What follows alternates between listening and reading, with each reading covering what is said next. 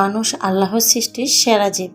মানুষকে যেমন তার মৌলিক চাহিদাগুলো পূরণের জন্য প্রত্যেক দিন প্রতিনিয়তই কঠোর পরিশ্রম করতে হয়, তেমনি আল্লাহর সৃষ্টি প্রত্যেকটি প্রাণীকে কিন্তু তার যে মৌলিক চাহিদাগুলো থাকে সেগুলো পূরণের জন্য প্রতিদিন কিন্তু কঠোর পরিশ্রম করতে হয়। আসসালামু আলাইকুম, আমি লিলি, বাংলাদেশি ব্লগার লিলিস ফ্যামিলিতে সবাইকে আরও একবার স্বাগত জানাই। কাছে কিংবা দূরে, দেশে বা দেশের বাহিরে যে যেখান থেকে আমার আজকের ভিডিওটি দেখছেন, আশা করি সবাই আল্লাহর অশেষ রহমতে ভালো আছেন, সুস্থ আছেন। শুকর আলহামদুলিল্লাহ, আমরাও বেশ ভালো আছি।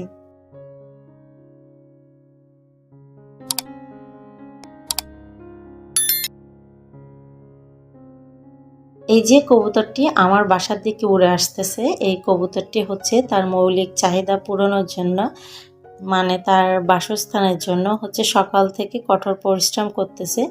যার কারণে হচ্ছে আমি প্রথমে যে ওয়ার্ডগুলি বা যে শব্দগুলি ইউজ করছি, এটাই বুঝাইতে চাইছি যে প্রত্যেকের কিন্তু নিজস্ব একটা মৌলিক চাহিদা থাকে। খাদ্য, বাসস্থান, বিভিন্ন ধরনের, আমাদের মানুষের একরকম বা পশু পাখির বেলায় অন্যরকম, তবে কিন্তু সবার ক্ষেত্রে কিছু না কিছু মৌলিক চাহিদা থাকে যেটা তাদেরকে পূরণ করতে হয় জীবন বজায় রাখার জন্য বা জীবনে বেঁচে থাকার জন্য। আমার আজকের ভিডিও সকালের নাস্তা থেকে শুরু করে আমার সারাদিনের যে ছোট ছোট কাজকর্ম থাকে এবং যে রান্নাবান্নাগুলো থাকে সেগুলো নিয়ে সাজানো হয়েছে। আশা করি আপনাদের কাছে বেশ ভালো লাগবে। ভালো লাগলে প্লিজ ছোট্ট একটা লাইক দিয়ে ভিডিওটি কন্টিনিউ করবেন। আপনাদের ছোট্ট একটা লাইক আমার ভিডিওটি আরও অনেকের মাঝে পৌঁছে দিতে সাহায্য করবে। আপনি যদি আমার চ্যানেলে নতুন হয়ে থাকেন, আমার চ্যানেলটা সাবস্ক্রাইব করে নেবেন, পাশে থাকা অল অপশনটি চালু করে দিবেন। যে কোনো সময় নতুন ভিডিও আপলোড দিলে নোটিফিকেশন পৌঁছে যাবে আপনার কাছে। আপনি আপনার মূল্যবান সময় এবং সুযোগ বের করে আমার ভিডিওটি দেখে নিতে পারবেন। যারা অলরেডি এই কাজটি করে দিয়েছেন সবাইকে অসংখ্য ধন্যবাদ। সকালে কিছুক্ষণ উঠে নামাজ পড়ার পরে হচ্ছে একটু হাঁটাহাঁটি করছি, আর যেটা প্রতিদিন সকালে না করলে নয় সেটা হচ্ছে সকালে উঠে ফ্রেশ হয়ে নামাজ পড়ে তারপর হচ্ছে আমার বেলকনিতে গিয়ে কিছুক্ষণ দাঁড়াই আর বাইরের যে প্রকৃতি থাকে সেটা উপভোগ করি, বা সেটা একটা যে মুক্ত বাতাস থাকে সেই বাতাসটাতে শ্বাস নেওয়ার চেষ্টা করি। খুব ভালো লাগে আমার। এরপরে হচ্ছে যে কবুতরে আমার সামনে যে বিল্ডিংটা আছে সেখানে হচ্ছে বাসা বাঁধতেছে। তো ওই দৃশ্যটা কিন্তু আমি যখন বারান্দায় দাঁড়াইছিলাম তখন আমার চোখে ধরা পড়ে, আর সেটাই হচ্ছে আপনাদের মাঝে ক্যামেরা বন্দি করি এবং আপনাদের মাঝে শেয়ার করি। এরপরে হচ্ছে যে নাস্তা করে নিয়েছি, ঘরে কিছু পরোটা আনা ছিল, সেগুলো একটু ফ্রাই করে নিয়ে হচ্ছে চা করে নিয়েছি, এর সাথে হচ্ছে নাস্তাটা কমপ্লিট করছি এবং এরপর হচ্ছে আমি রান্নাঘরে চলে আসছি, যে রান্নাবান্নার কাজগুলো থাকে সেগুলো করে নিব। আজকে কিছু গরুর মাংস দিয়ে হচ্ছে বিরিয়ানি করব সিদ্ধ চাল দিয়ে, সেই জন্য হচ্ছে গরুর মাংসগুলো নিয়ে নিছি।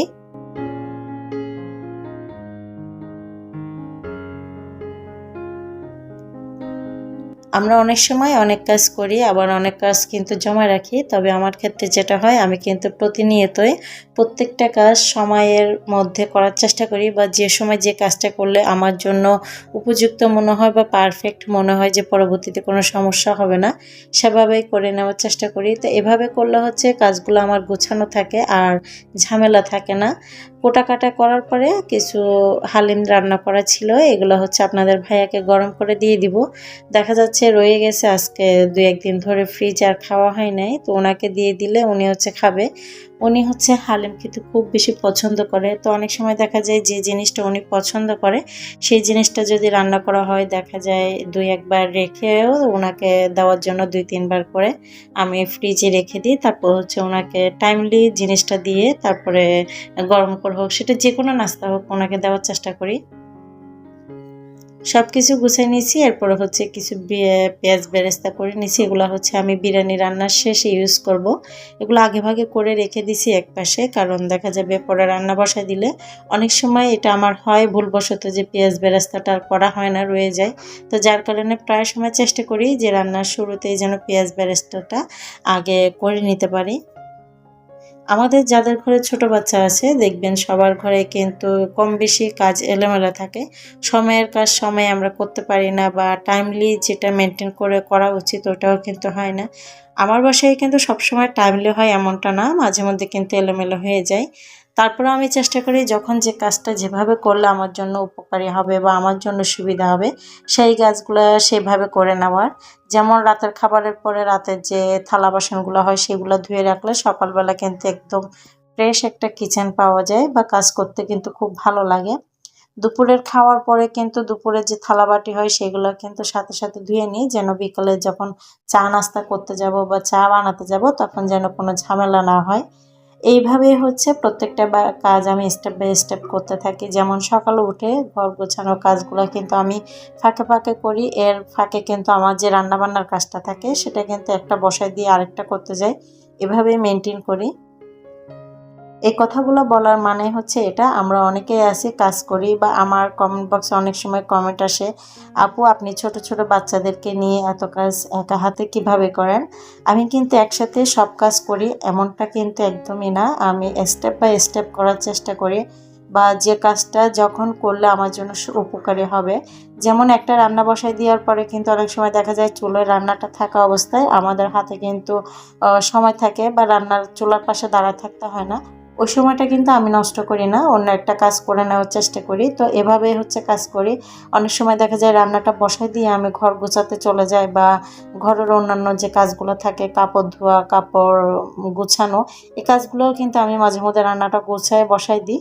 কারণ রান্নার কাজটা এমন যেটার দেখা যায় একটা বসায় দিয়ে পরবর্তীতে বা একটা দুটা গুছায় বসায় দিয়ে কিন্তু পরবর্তীতে যে সময়টা থাকে তখন তো চুলার পাশে দাঁড়ায় থেকে আমার কোনো কাজ নাই, তো তখন ওই সময়টা যেন আমার অপশান না যায় সেজন্য হচ্ছে টাইমের মধ্যে আমি কাজগুলো কভার করতে পারি, সেই জন্য হচ্ছে এভাবে বা এই পদ্ধতিতে আমি কাজগুলো করে নিই।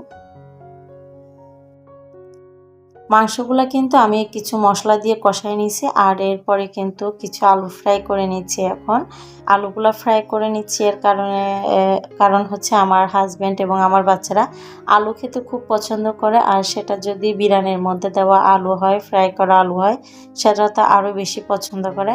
ছোট বাচ্চাদের দেখবেন অন্য কোনো সবজি খাক আর না খাক আলুটা কিন্তু ওরা খাবেই।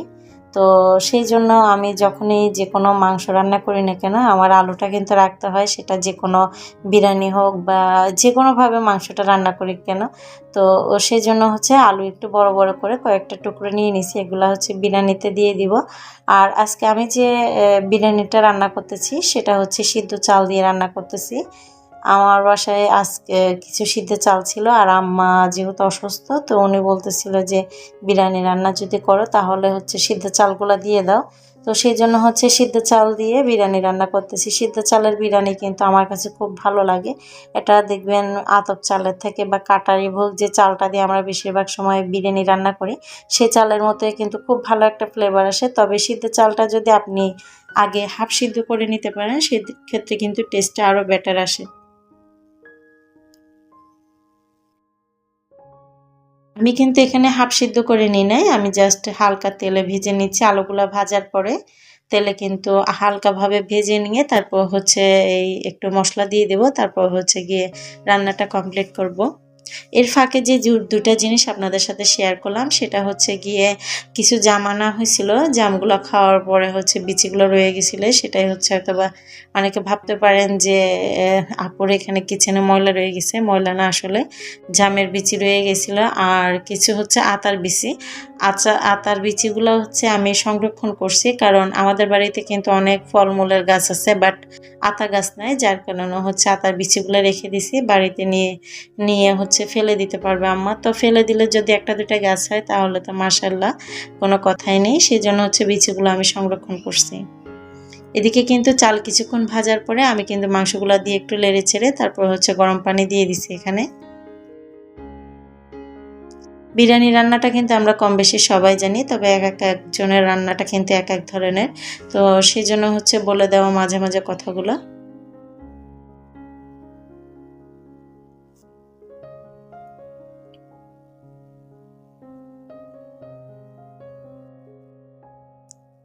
আমার প্রিয় আপুদের উদ্দেশ্য বলতে চাই, অনেকে আমার ভিডিও দেখেন, লাইক করেন এবং অনেকে কমেন্টও করেন।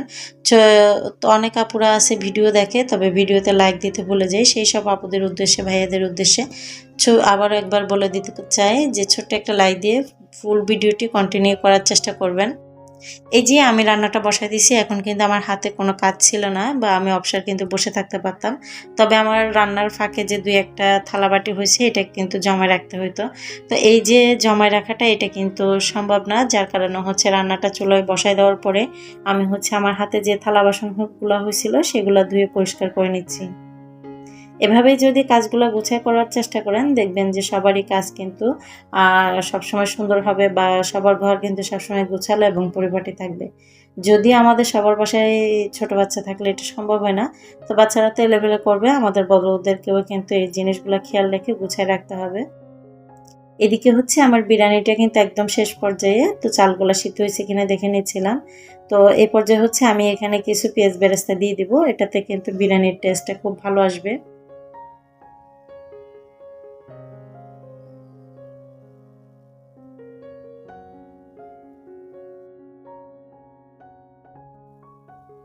আমার বিরিয়ানি রান্নাটা কিন্তু কমপ্লিট, আর আমার কিচেনের কাজও কমপ্লিট।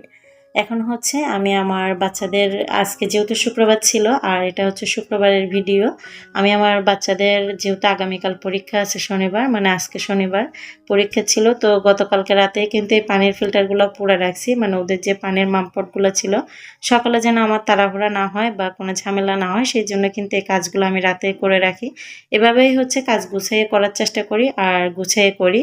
আমার আজকের ভিডিওতে যদি কোনো ভুল ত্রুটি হয়ে থাকে সবাই ক্ষমা সুন্দর দৃষ্টিতে দেখবেন। আল্লাহ হাফেজ, আসসালামু আলাইকুম।